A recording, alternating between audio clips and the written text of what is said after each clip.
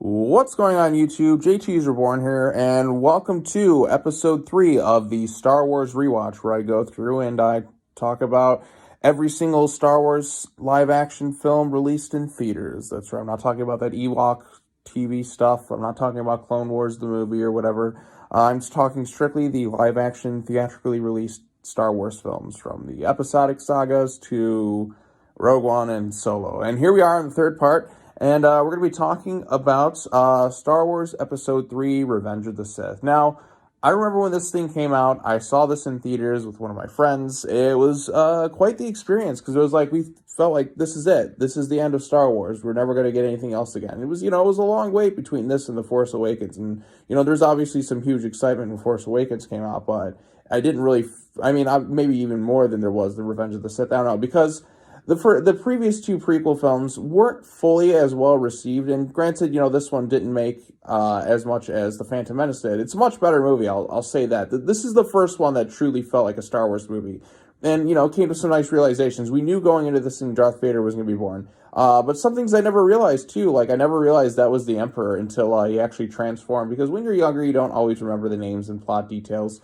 You just remember the Emperor, and I never realized it was the same actor, but I'm like, oh my god, that's the Emperor when it happened.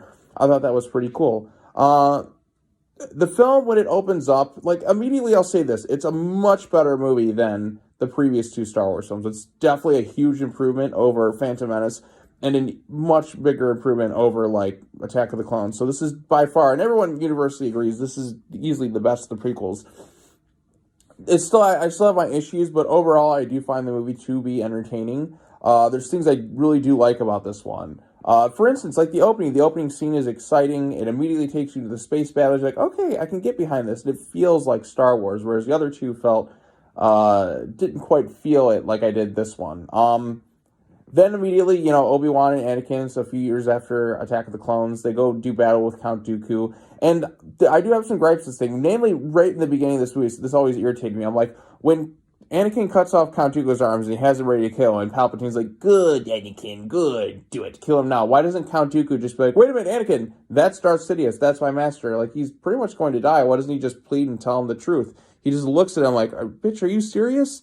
And then Anakin kills him, which is kind of ridiculous. And then, Anakin obviously has to deal with Padme and, their twins being born, Luke and Leia, to set up, for the next film. Because, like, this one's, like, everything wrapped up. This is the only one that feels important in terms of the series. But, yeah, so that kind of happens. Palpatine's doing his thing. Ian McDiarmid, there's a reason Palpatine's my favorite Star Wars character, just because he's just so freaking evil, and he's just having the time of his life in this role.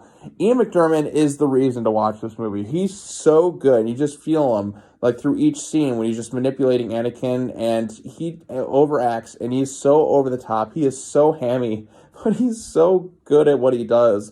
I just can't take my eyes off him when he's on screen. He's so evil, and he enjoys every single moment of being as evil as possible, and he is just a blast to watch in this film. And another thing I didn't mention the previous two things, Ewan McGregor is a really good Obi-Wan Kenobi.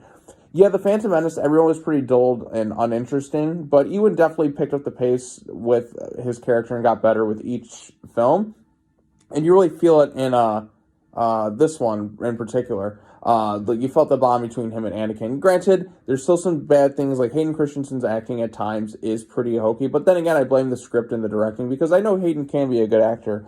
And the love story stuff, it's some of the worst dialogue I've seen. He's like, you are so beautiful. She's like, it's only because I'm so in love. He's like, no, it's because I'm so in love with you. And it just grades in your heart like, oh, God, that's really, really bad. But there are some exciting bits there. You definitely feel the emotions of tragedy. The music by John Williams is really good. But there are some things that have always kind of irritated me, too, in this movie that I'm just like, I understand because it's a prequel, they can't really change too much, otherwise it wouldn't make sense there. That's my issue with prequels. It's like, we already know kind of what's going to happen. There's really no suspense going forward because it's a prequel series. So, like, some things like, okay, they kind of have to fall into place. It limits you creatively. That's kind of my issue with some prequels. But another thing with this one, too, is, they go off and they fight Palpatine. They have security cameras in there. Like, they can prove right to the whole Senate and that he's behind everything. Like, they showcase that later. I'm like, well, why did they do that? Other things that irritate me, the fight between Palpatine and Yoda is kind of fun and cool, But I never understood why Yoda just up and leaves. Like, you could just go back and fight him. He just sort of gives up. Like, wait a minute, Palpatine's hanging for his life. Go back and finish him. It's not like, everyone was coming into the room. Like, why doesn't Yoda just go get his ass right back up there and start fighting again? Like, I never fully understood that. And other things, too, that are pretty laughable.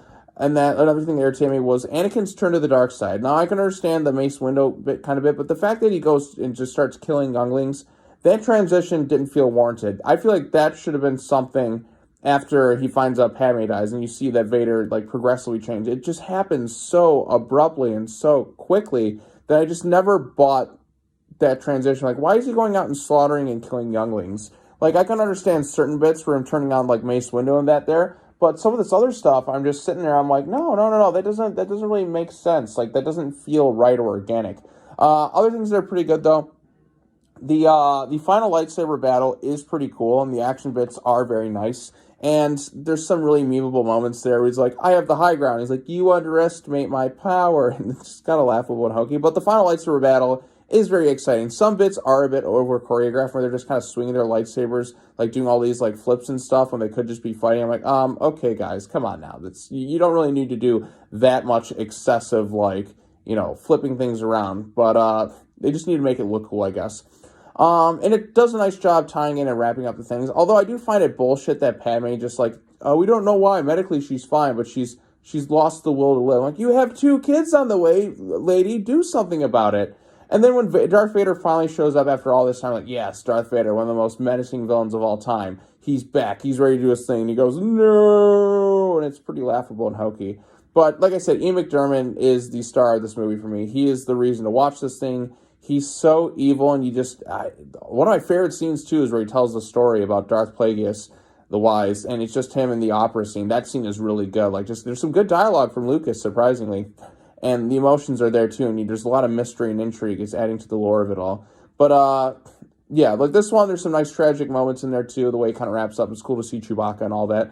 This one felt the most like an authentic Star Wars movie, whereas the last two just didn't really feel like. I got that classic Star Wars vibe that I was missing in the other 2 films. And Revenge of the Sith is a very solid Star Wars movie. Yeah, there's some things to make fun of. It definitely drags on at points where it doesn't need to.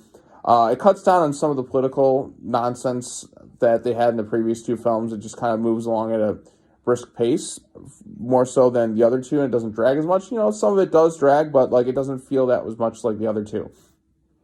Is it a masterpiece? I wouldn't call it a masterpiece, but it's by far the best of the Star Wars prequels, and I genuinely do like Revenge of the Sith. If you have to watch any of the prequels, this is definitely the one to watch. I'd say mostly for McDiarmid as the Emperor, because he's just, God, is he fun to watch. He's chewing up all the scenery in the possible, and he's hilarious. Like, when he's just flying around, he's doing all his evil facial expression, he's just being the master manipulator. Palpatine, this is why he's my favorite. He just brings me so much joy watching him. Like, I love villains like this, because he's basically just like, he's like, yes. He's like in full control, just master manipulating everything the whole time.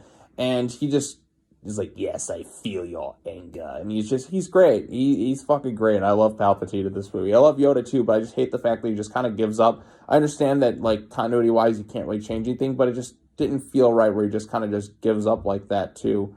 It's not like when Luke lost his hand or anything. Yoda was still fully capable of fighting Palpatine, but he just sort of gives up. And I'm just like, what the bullshit is this?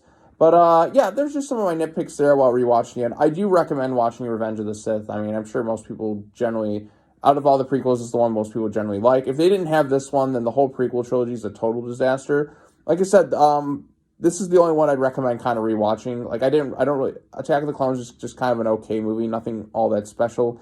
Phantom Menace is complete ass. It's really unwatchable for me. But this one's kind of fun. Like I said, there's still some hokey acting to make fun of, like with Christensen, even like Natalie Portman. But McGregor handles material. Sam Jackson's even better. Like, Lucas gradually got better with each movie because he was really rusty when he directed Phantom Menace, but he got better with each subsequent film. And even the effects definitely improved. Some of it's a little bit overdone, but for the most part, I do recommend checking out Revenge of the Sith. But anyways, that's my thoughts on it. Post your comments down below what you think of Revenge of the Sith. And come back next time when we're talking about, oh, god damn, I gotta watch Solo next? Fuck. That to me, I remember leaving the theater, was like the most pointless Star Wars movie ever made. So, yeah, that's gonna be the next one, so stay tuned. Oh, geez. Now it's time for the Star Wars story ones. Rogue One I liked when I last saw it, but Solo, ooh, that's gonna be rough. It's gonna be rough. But I'll see you guys next time.